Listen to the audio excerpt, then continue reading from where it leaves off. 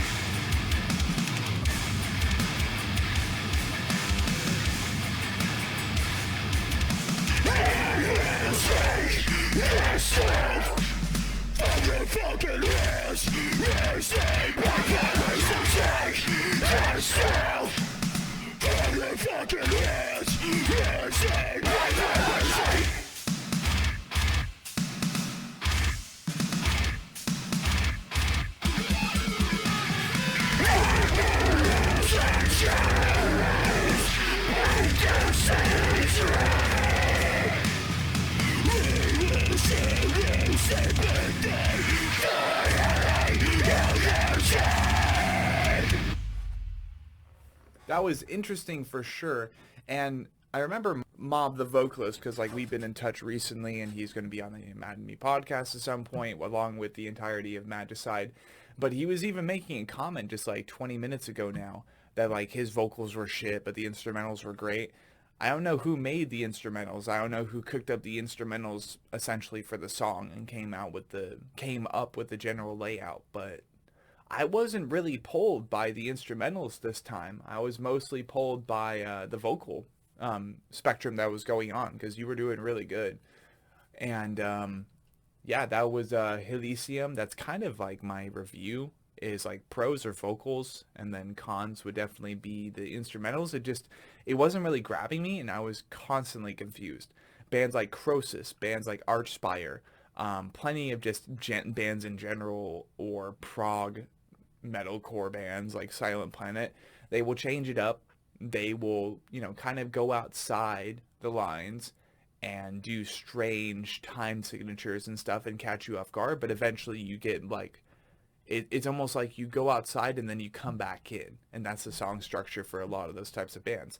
With this, we were outside constantly, and I didn't know what was going on. Either that or like just I don't know. It didn't feel right.